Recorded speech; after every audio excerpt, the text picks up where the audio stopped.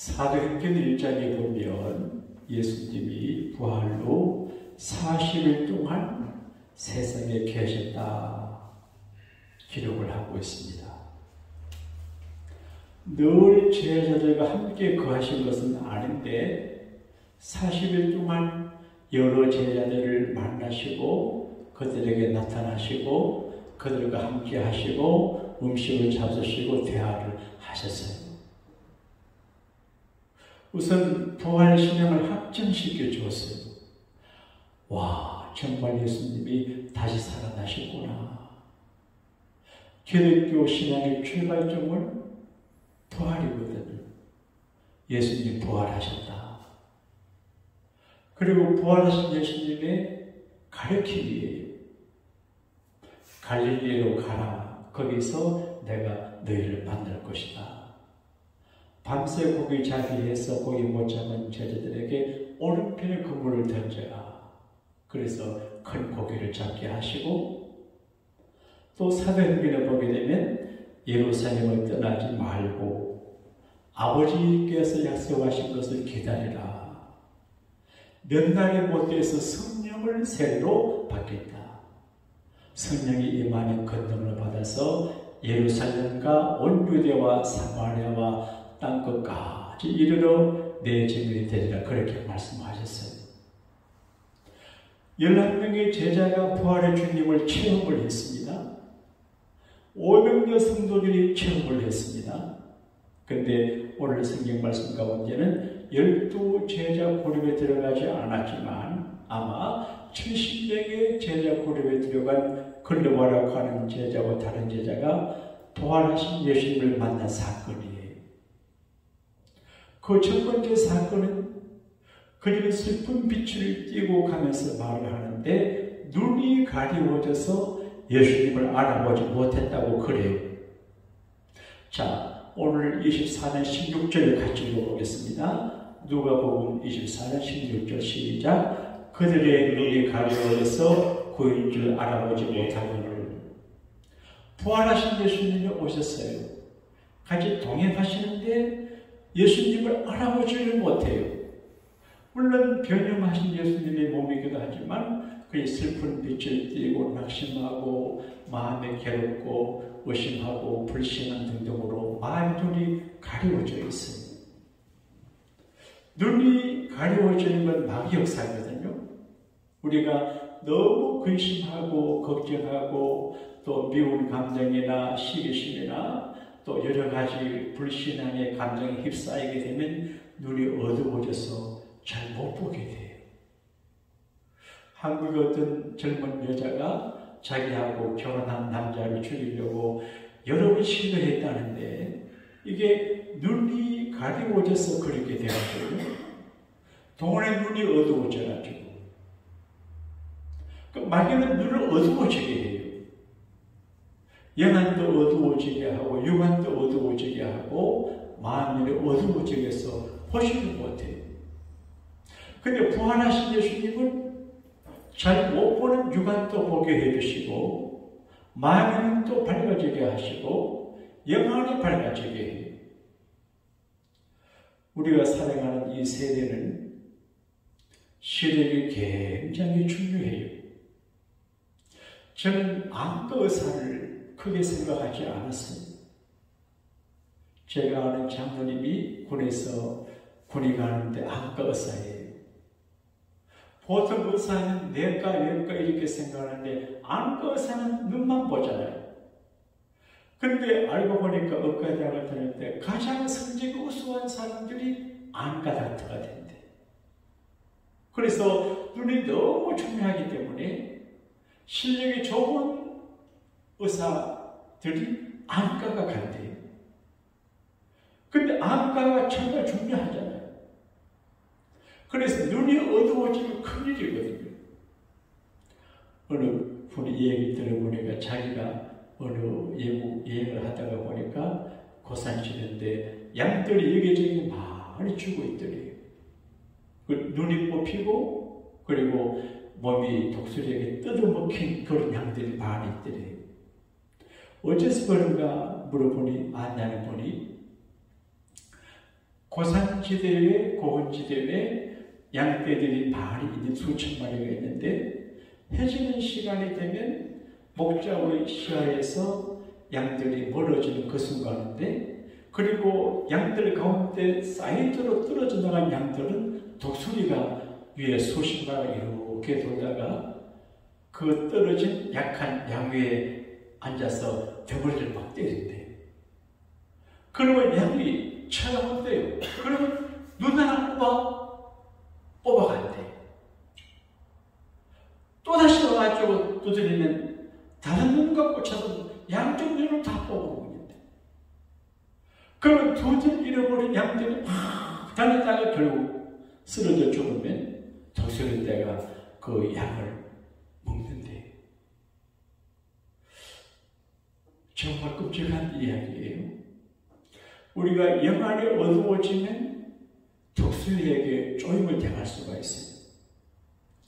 예, 근데 삼손을 생각하면 어릴 적에 삼손 이야기를 들을 적에 참 재미있게 들었는데 그 마지막이 해피엔딩이 아니잖아요.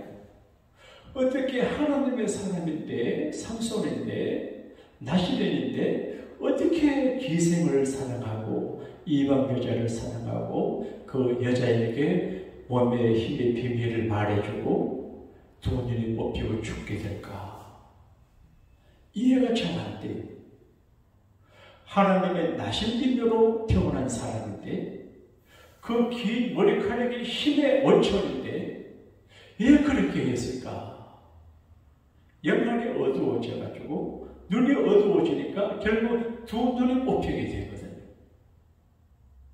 눈이 어두워지는 게 참 그게 위험한 것 같아요. 한 번은 예배를 마치고 어떤 분이 가까이 다가와서 반갑게 인사를 하며 대화를 하며 그랬어요. 근데 주변에 어떤 분도 있고 한데 선한 마음으로 내게 와서 말씀하는데 내 자존심이 상하는 말을 예? 그분은 착해 선한 마음이 선실해. 근데 내가 들을 적에 너무 자존심이 상해요. 그때는 몰랐는데 전화를 보니까 마귀의 계략을 이렇게 하는구나. 사람이 피하기 어려울 분위기를 만들어서 사람을 실족하게 만들고 시험 들게 만들고 의도하지 않은 불상사가 일어나게 하는 깨달았어요. 그러니까 늘 깨어있고 영안이 밝아서 냉정하게 현실을 trực視하고 목회 현장을 바라봐야 되는데 덤벙덤벙 살고 감정이나 이런 것에 치워 쳐다보게 되면 눈의 영역을, 시력을 잃어버리거든. 지금 글로바와 다른 제자는 예수님과 동행하고 가는데 보고도 몰라요. 시를 쓰는 사람은 일반인들이 못 보는 걸 보고 시를 써요. 화가는 일반인들이 못 보는 그 무엇을 화폭에 담아요. 음악하는 사람은 보통 사람이 깨닫지 못하는 영감을 가지고 음악을 만들어요. 이게 마음의 눈이 있어야 되고 지식의 눈이 있어야 돼요. 근데 마음의 눈도 중요하고 지식의 눈도 중요한데 영적인 눈, 영의 세계를 바라보는 영안의 결정이 중요해요. 오늘 낮 예배 시간에 그렇게 강구를 했습니다. 누구를 만나고 어디를 가고 무슨 일을 하는 게 중요하지만 하나님을 만나는 예배보다 더 중요한 것이 없다. 면역력이 중요한데 영적인 면역력을 길러야 영혼이 잘 되고 하는 일이 잘 되고 육체가 건강한데 영적인 면역력을 잃어버리면 안 된다. 제가 전에 어떤 분들이 홍삼을 줬어요. 그걸 가끔 하나씩 먹고 하는데 주일날이 되면 원로 은퇴하신 목사님들이 제가 오셔요. 그러면 내가 귀하잖아요. 홍삼 액기스만. 그래도 따뜻한 차를 끓여가지고 거기 넣어서 드리면 좋아하셔요. 근데 저는 화요일날 출근해서 있는데 몸의 컨디션이 너무 나빠요. 그래서 보니까 그 홍삼 하나 있어요. 나무. 이거를 따뜻한 물에 태워 먹었는데 오후 되니까 확 풀리더라고요. 그게 면역력이 좋은가 봐요. 육체도 면역력이 좋게 하는 걸 취해야 돼요.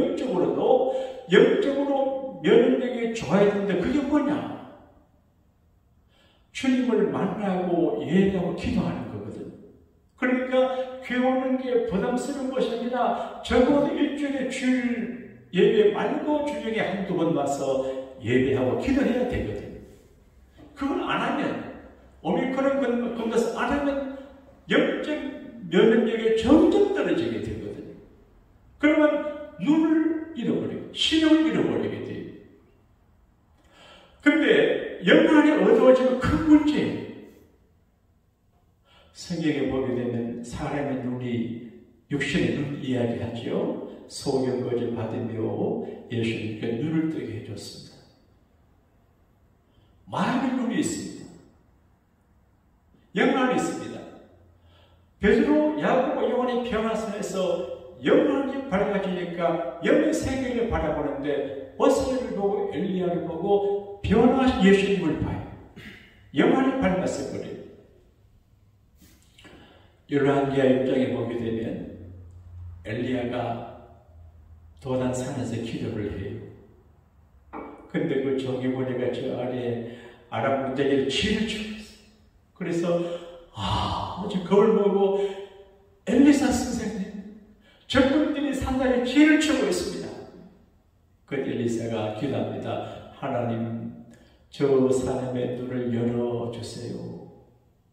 열어서 보게 해주세요. 기도하니까 영안이 열리는데 하나님의 군대 불만과 불병거가 산에 큰 걸 봐요.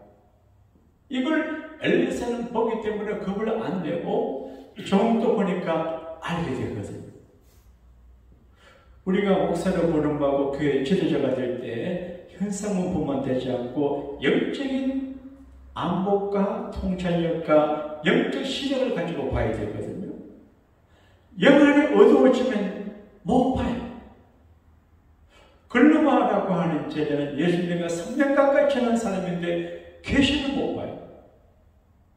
그런데 예수님께서 결국 그들의 눈을 뜨게 하는데 어떻게 떴을까? 예수님과 함께 하는 중에 점점 마음이 밝아지고 뜨거워지고 성경 말씀을 주고받고 하는 가운데 가슴이 뜨거워지고 그리고 축사할 적에 하나님 앞에 감사 기도하고 축사 기도할 적에 눈이 떠져요. 그 예수님이 몇 시간 같이 왔는데 이제 보니까 예수님이 근데 없어졌어요. 너무 신비롭잖아요. 같이 걸어왔어요. 대화를 했어요. 음식 앞에 앉았어요. 음식을 가지고 식사 기도할 때 영안이 밝아지니까 주님이 사라졌어요. 신기한 일이에요.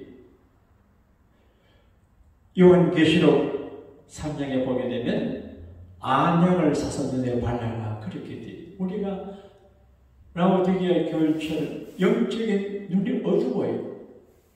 세상 근심 때문에 눈이 어둡고 슬픈 일 때문에 눈이 어둡고 나쁜 감정 때문에 미움, 시기, 질투, 정욕, 욕심, 물질 등등으로 눈이 어두워져 보지를 못해요. 예수님은 안약을 사서 눈에 발라보게 하라. 그 안약이 뭘까? 예수님이 안약이지요. 예수님 말씀이 안약이지요. 우리의 기도가 안약이지요. 그리고 성령이 안약이 되지요. 그래서 영적인 안약을 눈에 바라보고 영안에 밝아져 봐야 됩니다. 그러면 가족, 교회, 자기 인생을 볼 적에 전혀 생각지 못했던 새로운 소개를 바라보게 되는 것이지요. 우리 주님, 부활하신 주님은 여러 가지 일을 하시지만 영안의 어두운 제자를 만나서 영안을 밝아지게 했습니다.